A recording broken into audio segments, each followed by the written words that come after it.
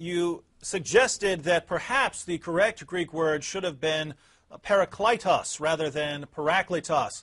Well, we have close to 6,000 Greek manuscripts of the Gospel of John, and every last one says parakletos, comforter or counselor. And not one of them says the Greek word that you say should possibly be there. So 100% of the manuscripts we have agree with our interpretation, not your interpretation.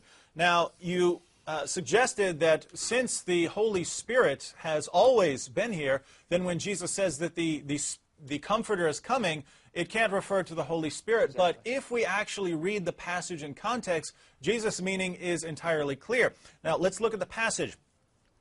Jesus says, if you love me, in verse 15 of chapter 14, if you love me, you will keep my commandments.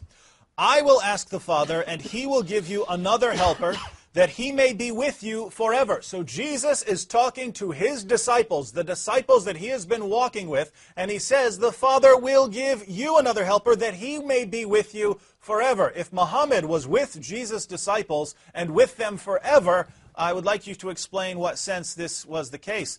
That is the Spirit of truth. So he identifies the being he's talking about as the Spirit of truth, whom the world cannot receive because it does not see him. So this being is not visible. Muhammad was visible, so please explain what this means.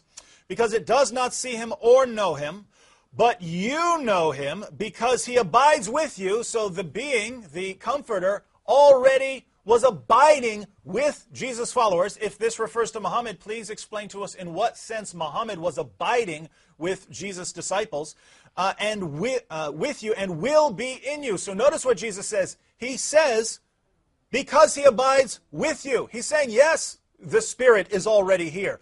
The difference is coming that he is going to be in you.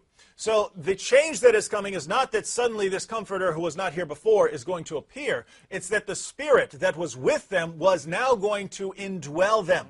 Now this refers to what Christians believe about the Holy Spirit perfectly. The Spirit was already with the disciples, but because of Jesus' sacrifice on the cross, the Spirit was now going to be able to indwell the disciples, Jesus' followers, in a very new sense, and be with us forever. So in context, every single criterion that is given of the coming Comforter fits our interpretation of the Holy Spirit, and not one of these fits with the interpretation that this refers to Muhammad.